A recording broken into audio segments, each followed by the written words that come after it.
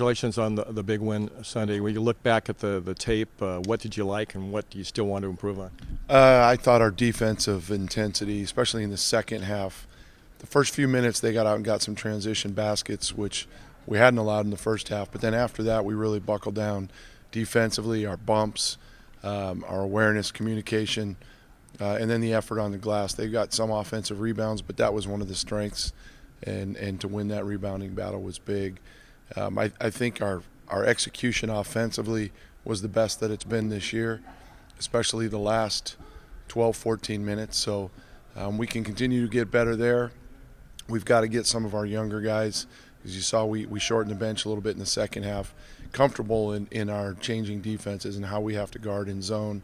But they'll get that as we continue to work on it. And obviously experience come game time is key too to help with that improvement. So a lot still in front of us, but proud of the way our guys bounced back, especially after, losing that first one against Arizona State. What was the key to that? Because, I mean, it'd be easy to say, oh, gee, and start struggling and continue. Is there anything particular about that, or is it just, hey, this team realizes how important every game is and put the other one behind them? Yeah, we didn't make too big a deal of it. We got off to a good start against Arizona State. We gave credit to Arizona State. They shot it better than they had. I think we had a little bit to do with that.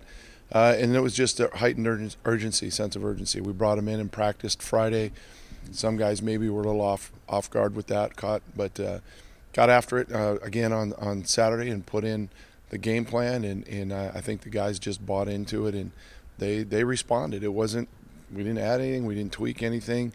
We just challenged them to come out, play the way we knew we were capable of playing. And they're the ones that set the tone and started to believe as that game went on. And then they ultimately shut the door. So a lot of credit to the guys' focus. You guys start fast in both the first and second halves like that, and in a way that you hadn't in certain games prior. I mean, how encouraging is that going into this rest of the Pac-12 season, knowing that performance is at least on the table, and you can get that We've out? never gotten off to a bad start. We've never, I don't think that I can remember, starting a game where we're down 14-4 or anything like that. We've always gotten out of the chute, but then it's a substitution here or there and momentum changes, or there's a little bit of fatigue, and we've had a couple of lulls offensively and defensively that have cost us at times. But all in all, our guys' focus has been there. We've gotten out of the gate, like I mentioned. Now it's just got to be a more sustained effort over 40 minutes, I think. Was that one of the best performances a group you've had here has played since you've been here? Yeah, I mean, I think especially the last 8-10 minutes, it was, 49-49, and then next thing you know, it was a 20-point game. I think our finish at Colorado was very similar. We ended on a 23 or 24-5 run. So we've shown here this year that we can make some nice runs, but the big thing, and it comes with continuing to develop our depth, is sustaining it over the course of the game. This looks like this Pac-12 season is going to be pretty crazy. It's up for grabs, so now you got to go on the road to Washington. Talk about the challenges of this week. Yeah, I mean, you look at our start, and we start on the road at the mountain schools, and then you got Arizona State at home, then the Washington schools. It's challenging, but we know Washington's a very good opponent. They're going through a little adversity, having lost Green for a while. They lost a few games here, but that's one of the tougher places to play in the Pac-12, and I know it'll be a bit of a hornet's nest on Thursday night, but we'll put a plan in place and get on up there and challenge our guys to come out and play the way we did the last time we were on the road, and again try to do it for 40 minutes and however long the game takes and pull one out. We were awfully close last year, and I know our veterans are hoping to get up there and maybe get one this year, but it's going to be a challenge. But there's no choice. It's a challenge every week. It's a challenge every night, and we're just excited to be getting out there and having the opportunity to play again. And I know our guys will be hungry to represent the Beaver Nation and see what we can make happen. How much did that scout change with Green being out of the lineup? I mean, they haven't looked like the same team over the last couple of games. Yeah, they're playing guys that they haven't played much, and it's tough to make that transition, when you're early in conference play. But Coach Hop does a great job up there, and he's got some time now after getting back from that trip to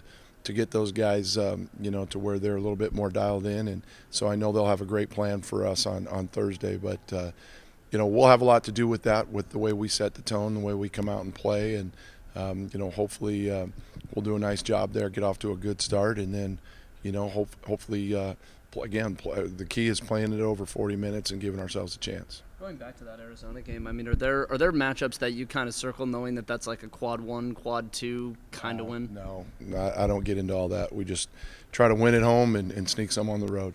Your team's kind of been on that win-loss roller coaster these last couple of weeks.